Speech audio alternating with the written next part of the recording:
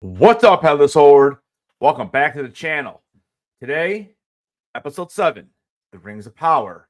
And I'll tell you what, I loved it.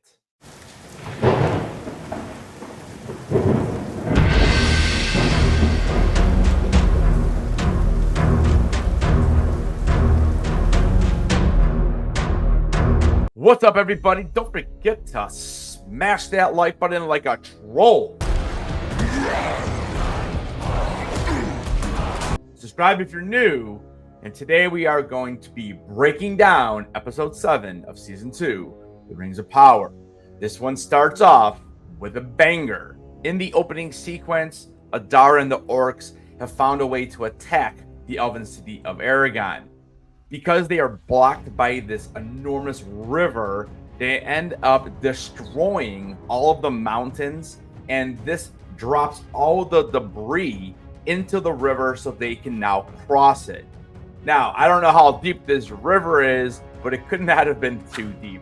But, you know, for the sake of an argument, the orcs start crossing this river. And the elves are fighting back. Like, listen, the elves are an amazing group of warriors. The problem is that the orcs are strong, and there are too many of them. They also bring in a giant war machine that is called a Ravager. And this is also brought in to help attack. And the Ravager, the idea behind it is that it's going to kind of attach to the side of the castle, and it's going to kind of tear out the wall beneath them. So as we know from the previous episode, Celebrimbor has been working on the 9 rings for men, and obviously Anatar is the one who wants him to create these. Now, Celebrimbor realizes that Anatar isn't who he says he is. He notices some really strange things happening in the room. Now, after seeing the first attacks in the last episode, we know that Anatar, aka Sauron, has kind of cloaked his room, so he has no idea what's happening. But he sees a little mouse repeating the same movements over and over again, and he starts to make sense of it. Then he also notices that the candles never burn down. He realizes that Anatar has been using magic to trick him. When Celebrimbor questions Anatar, he discovers the truth. He now realizes that Anatar is he, and he obviously represents Sauron. So later down the timeline, when we get to the original trilogy, we know that Sauron is using these rings for men, the 9, as they are also called, and this will turn the kings who wear them into evil beings known as Nazgul, who are also known as ring wraiths to us in the original trilogy. Celebrimbor is absolutely shocked and horrified by his discovery. Now realizing that the city is under attack, he goes out and warns Mardania and the other elves that Anatar is Sauron, but they do not believe him. They think that he's just stressed out and not thinking clearly, like we've seen over the past couple episodes, especially now because Anatar has also made himself look like this huge hero to everybody. Celebrimbor also states he wants Sauron to cut his hand because the true Dark Lord would have black blood. So he does, but he ends up using magic to make his blood appear red, just like a normal elf. When Celebrimbor tries to stop him, Sauron controls his mind yet again, making him throw Mardania off the city walls, where she is then killed by the orcs below. Sauron then tells Celebrimbor that if he finishes the 9 rings, he will leave Aragon alone, but Celebrimbor knows this is just another lie. Over at Khazad-dûm, Prince Durin IV gets a surprise visitor, and it's none other than Elrond. So Elrond is there to seek the help of his friend, because without the Dwarven army, there's no way they can help protect Aragon and defeat Adar. So Prince Durin agrees to help, and he goes and tries to gather up all of the troops, giving a epic speech, just like Independence Day. We're going to live on. We're going to survive.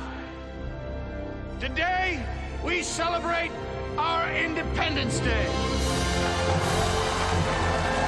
So the plan is to have Prince Durin lead the troops on Adar's flank, so when they are attacking the castle, they will come in and not even know what hit them. as we head back over to Aragon and the big battle. Just when all things seem hopeless, Elrond arrives with reinforcements from the elven city of Lindon. He brings the High King Gil-galad and other soldiers to help defend Aragon.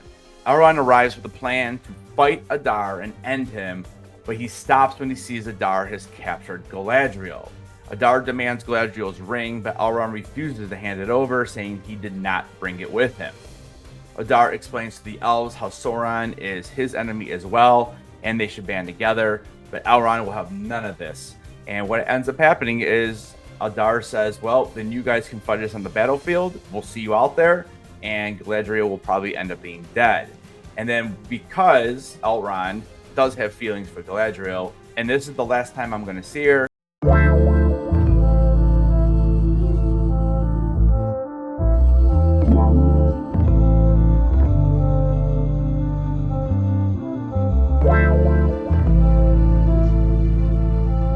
part of the episode I didn't really like because I thought it was so obvious what was going to happen. Now, I think maybe as a viewer, everyone thought, okay, he's just going to give her the ring. Well, he ends up giving her a brooch and also a kiss, and the brooch is used then to help her escape. So I thought that was a little bit silly because I don't know if the character of Adar would actually allow this to happen.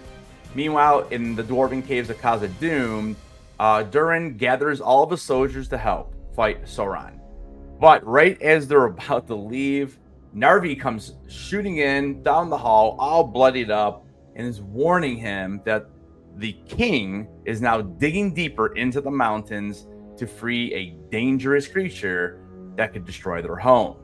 Durin faces a very tough choice: stay and stop his father, or go help his friend Elrond and the elves.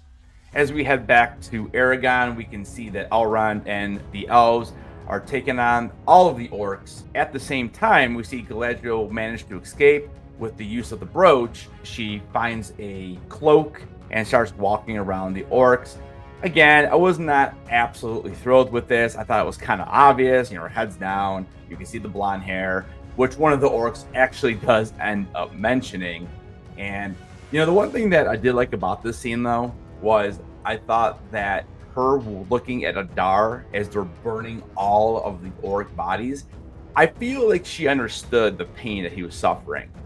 But as soon as she is realized that it is her and she's not an orc, Arondir to the rescue. He comes out of nowhere and ends up saving her, and then she then convinces him to go help Elrond instead of seeking revenge on Adar right away. Back in Celebrimbor's workshop, Sauron continues to manipulate the elven smith, forcing him to finish forging the 9 rings. Back in Celebrimbor's workshop, Sauron continues to manipulate the elven smith as he's forcing him to finish forging the 9 rings. Once he leaves, Celebrimbor tries to destroy the rings by throwing them into the fire, and they come out undamaged, which shocks him. He actually goes ahead and tries to touch them, and you can see that they're not even hot. So he's trying to figure out a way to get the handcuff off of him because he's now locked in his room. When he realizes that the only way to get out of Sauron's chains is to cut off his own thumb, he does, and then he gets away and runs into Galadriel. So Galadriel arrives just in time to help Celebrimbor, and then she orders the soldiers to release him because the soldiers actually end up catching him pretty quickly, and they think right away that he's still crazy.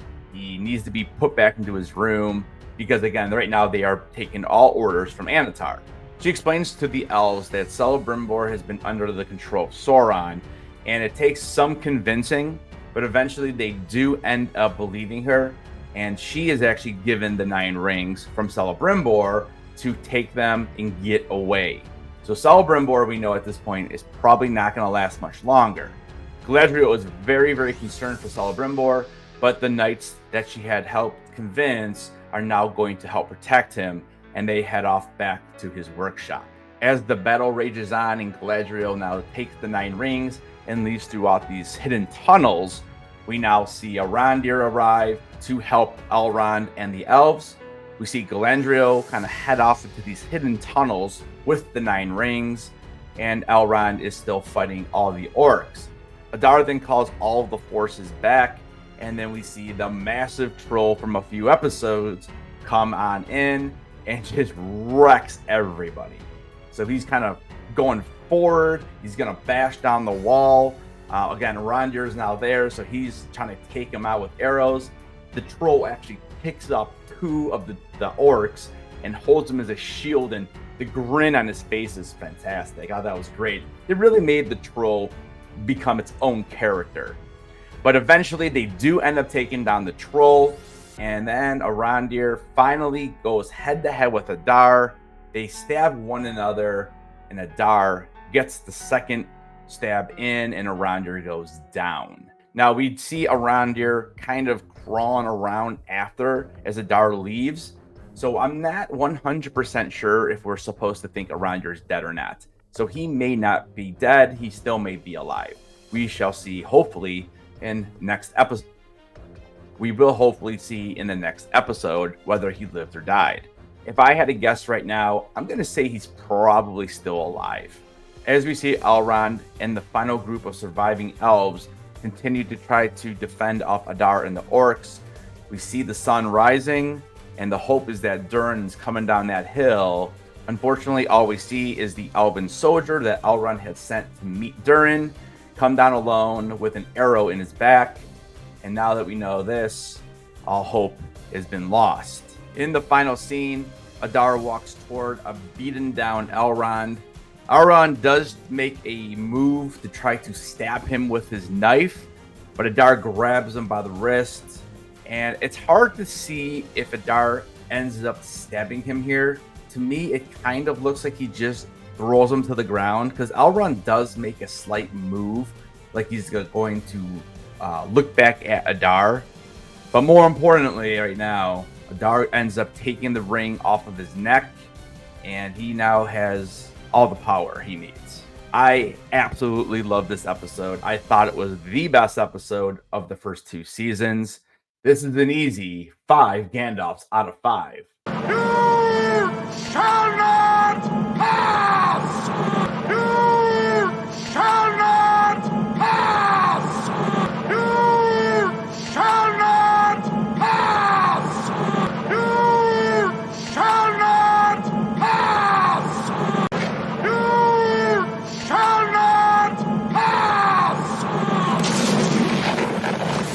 All right, guys, I will be back next week with a video on my finale predictions. Again, is Arondir alive? What is going to happen with Adar? Who else is going to die? Because I do think we're getting at least 1 or 2, and it's going to be a fun ride. I really have enjoyed this season. Yes, I know it has its issues. Yes, I know that it does not follow lore 100%. But again, I really am enjoying the show. I definitely enjoyed season 2 more than season 1.